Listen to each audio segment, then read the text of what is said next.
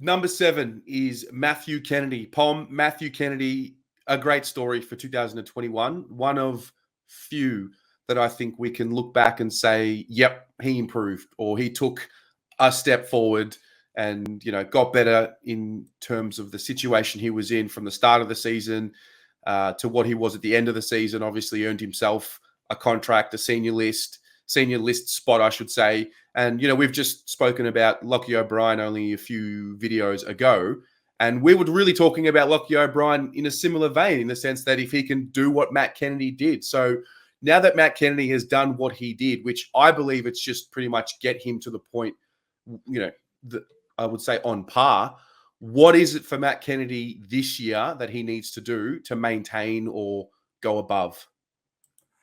Well, I think he'd be someone who'd be looking after his last 2 years and cementing the spot of probably saying that he is in the best 22.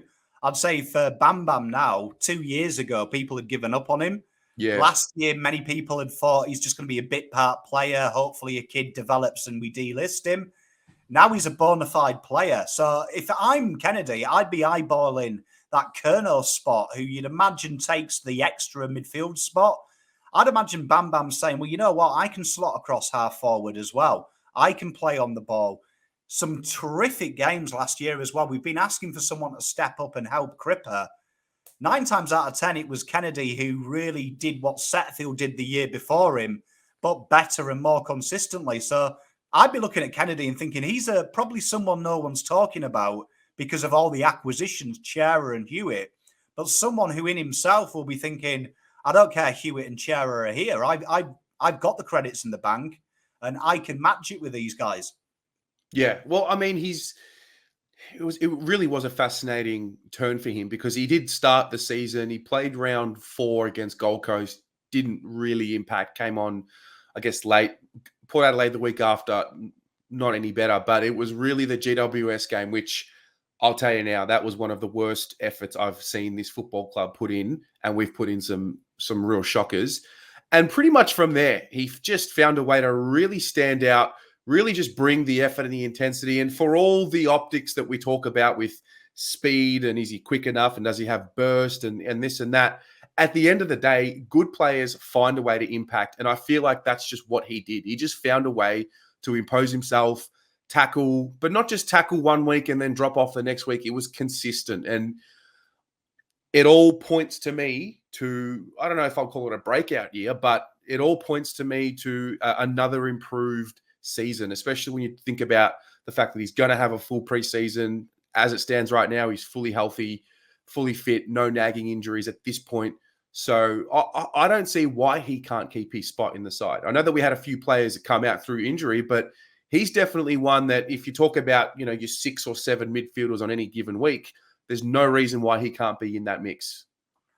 Oh, spot on. And I think he's definitely one of them players as well who reminds me of a little brother when he plays. And what I mean by that is anyone who's got a little brother out there, the big brother always beats you up, but the little brother takes that pot shot when you're not looking. And that's what Matt Kennedy did this year. When Cripper was doing the heavy lifting, when Walsh was getting away and the teams were so focused on that, particularly the Port game towards the end of the year, they'd done a good job at kind of alleviating Walsh and Cripps in stints, but it was Kennedy who stood up and rose and got them 28 touches and saw the opportunity himself. And that is really what the good teams do. When you can tie down a good player, it's that next cab off the rank who's like, okay, you're stopping my mate, but I can hurt you as well. And Kennedy's definitely going to be one of them guys who thinks, you know what, my name belongs in these. Like Hewitt hasn't proved anything at Carlton, neither has Chera. And the best case for Carlton is at the end of halfway through the year, Voss has got an issue. Who does he play? Like that's what we want. We want Kennedy to give him a headache. If Cripps is out of form and injured, does he rest him and play Kennedy? If Walsh, heaven forbid, gets a knock, Kennedy's there. That's what we want Voss to have, that issue of how do I fit you into the side? Yeah.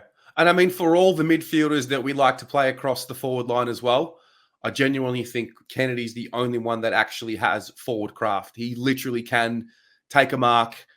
He has good footy sense. I wouldn't say it's out of this world, but it definitely looks a lot more natural when he goes forward and takes marks. But I think he even found himself on the outside at times, and like I said before, he just found a way to impact. And look, I guess he could really become an important part of this group. And I think if we get a guy like a Matt Kennedy to elevate himself into that top, I don't know, 13, 14 on any given week, that is where the improvement will come. Because I know, there's that notion out there that you're only as good as what your bottom six players allow you to be. And I think he is right in that bottom six. If we selected a 22 right now, I think he would find himself in that bottom six. So if he can elevate a few more spots, push some others around him to elevate, combine that with the fact that we know what COVID's going to do to this season. We know that there's going to be at least a few weeks, maybe 5, 6, 7 weeks where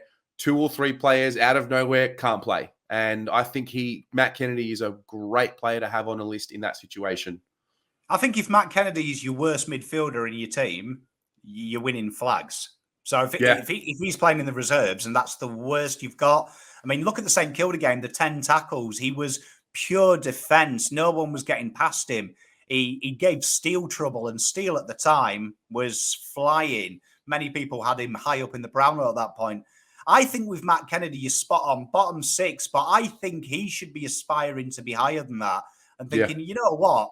Let's move someone else into that bottom 6. We talk about injuries at Carlton. Teague fired the pot shots at Cripps.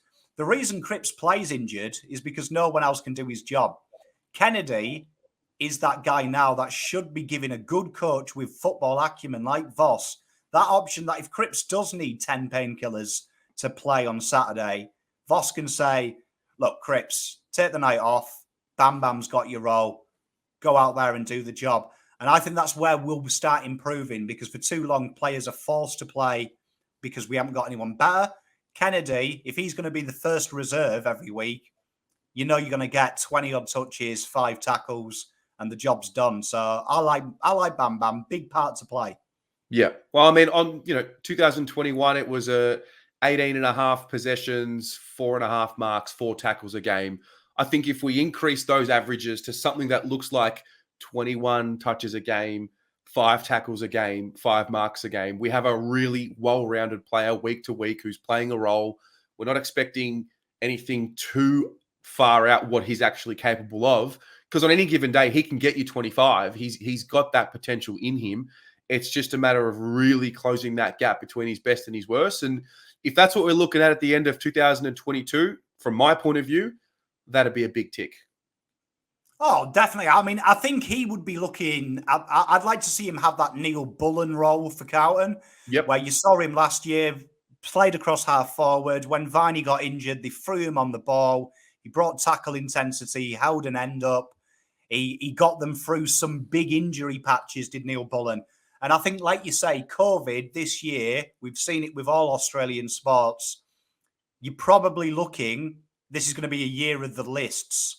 And having Kennedy on there when COVID hits, because COVID will hit, I'm not even tempting fate. Kennedy, brilliant person to come in. All right, well, let's see what everyone else thinks. Guys, all of you at home, what is it for you that you would want to see from Matt Kennedy to justify it being a successful season? Let us know in the comments below.